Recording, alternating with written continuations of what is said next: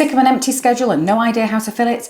You're not broken, your strategy is. I've scaled 3 beauty businesses to capacity and helped over 1,000 beauty professionals level up their businesses too. So in this video, I'm going to break down the 4 ways you can pack out your schedule with eager clients using a new permanent makeup business as an example.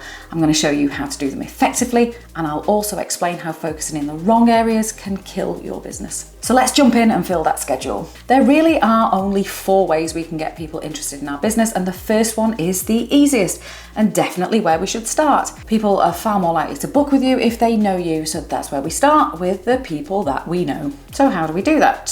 So in here we probably have hundreds of acquaintances and they love us. I mean, why wouldn't they? They're going to want to support our business, and if they don't want to come for a treatment themselves, they might know someone who does. So let's ask them. Yeah, I know that feels weird, but hey, the more someone knows you, the more likely they are to support your business. So let's do it in a way that doesn't make your butt clench. Hey Jasmine, hope you're well. I don't know if you know, but I'm doing PMU brows now. It's going great, and I just wondered if you know anyone who'd be interested in having this service.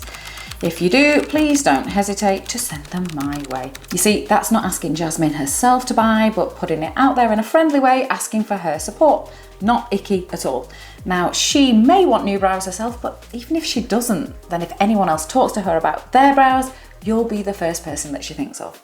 Let's think of some other easy ways you can get people that you know to learn about your business. Well, one of my best sources for clients for my permanent makeup business was actually from my personal Twitter feed. I only posted about my work now and then. It was much more of a place for me to post terrible jokes. Actually, they were very funny. I'm very funny. But because I was well liked for that, when people saw that I also did eyebrows, they trusted me more than other artists because they felt like they knew me. I never ever asked for clients, but they came anyway. Regular posting on your personal social media, so your Facebook, your Twitter, your Instagram, about what you're doing is a great place to start to make sure that you stay at the forefront of people's minds who are most likely to recommend you. Okay, so if we're going to fully book out a permanent makeup business, then we're going to need over 1,000 clients.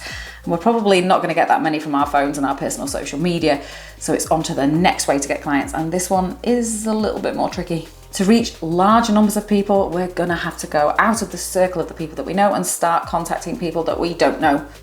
And there are a number of ways to do this. The first one we're gonna look at is totally free. We're gonna contact people we don't know on social media.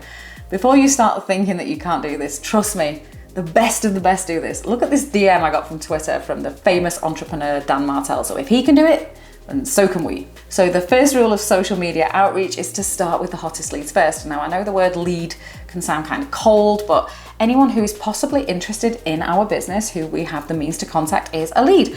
And the rules of engagement are that we start with the hottest leads first. So anyone who follows your page is a lead. Anyone who likes your posts is a potential lead. Anyone who comments is a lead. Anyone who's messaging you is a lead, and all those examples are getting progressively hotter. So if we're going to reach out to all of them, if someone's in your DMs, we start a conversation. If someone's liking your post, then we might DM them to start a conversation. Something like, thanks for all the love on my recent post. Really appreciate it. It's a nice little opener to start building a relationship. If someone follows my business, I always go and send them a welcome DM, thanking them for following and seeing if they have any interest in my services without being pushy. And if we don't know how to do it, then why don't we just copy other people? Because if multimillionaire entrepreneur Dan Martell is doing this, then it's pretty likely that it works for him and that the messages will have been tested and perfected. So, hi Jasmine, thanks for the follow. I appreciate it. Are you here for the cool content, or are you interested in having your brows done? We have booked in so many people just by starting these kinds of conversations. It's worth doing. However, get it wrong and you will just kill any goodwill towards your business. So we don't ever just send someone a booking link or just ask them if they want to book. But what if you're struggling to get follows? People aren't just going to magically book no matter how much we hope they are. So it's time to make people aware of our existence. Remember, the more ideal the lead, the more they are likely to book. So we need to be thinking about where our ideal client hangs out. For example, local restaurants, bars, and go and look for the people who've checked in there and follow them. I mean, I will follow them and after a little while start a non-pushy conversation. If this feels strange to you, then just think of the adverts on TV coming into your home every night.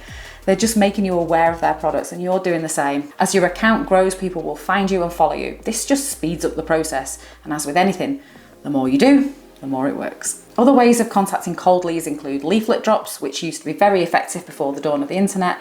Now, I wouldn't discount doing this, but it wouldn't be my first method for permanent makeup unless your ideal client is a little older. Another method would be cold calls, but for PMU, this isn't going to work well. A tattoo on your face isn't something you are going to generally buy from a cold call. But for some of my businesses, we actually do this. And once you can call a stranger, then you can do absolutely anything. Now, I know that feels hard, and some of us will think that we're not natural salespeople. So while we perfect those skills, what else can we be doing to attract paying clients? Well, we are in the golden age of technology where we can reach people over the other side of the world without even getting dressed. And I'm doing that right now. Well, I was when I wrote this, I was in my PJs. Instagram, TikTok, Facebook, they're your main ones, especially for permanent makeup because they're very visual platforms. But obviously I do love YouTube. Twitter or X is still massive, and also LinkedIn is growing hugely. So where do you decide to put your attention? Well, it's really hard to grow on one platform, so trying to dominate on all of them is going to take way too much of your time. So how do you choose where to put your attention? Firstly, where do you think your ideal client will be hanging out? Well, what age is she? Early 20s? Then she's probably going to be on TikTok. 30s? Then she's going to be on Instagram. Boomer? She's going to be on Facebook. That's where she's going to be hanging out. I'd pick 1 or 2 places to focus on and then make content that speaks directly to my ideal client and is also compatible with that platform to make sure it performs as well as possible. Reels do well on Instagram, and also carousel photo posts, and they can be much more branded and curated. They also perform well on Facebook, and with Meta owning both, you can easily cross-post to both to save you time. Written posts on Facebook are still likely to get engagement.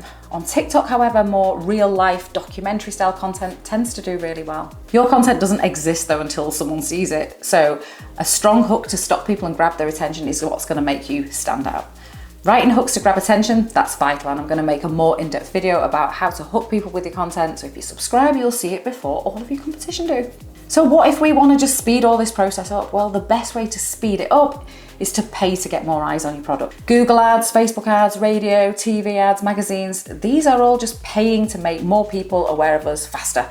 And all of them must work or no one would do them. But which ones are going to work best for us? Facebook ads, Instagram ads, and Google ads are the most widespread in our industry because that's where our ideal client is hanging out, and also because we can visually show our permanent makeup services. The difference between Google and the others, however, is that your business shows up when someone searches for it in that area, so it's much more targeted for people actually looking to buy. However, if we don't know how to set up ads and we just wing it, we're just going to throw money away with no results. Ads generally need to be tested over and over to find the best outcome. So what hook works best, what image or video works best, what copy works best.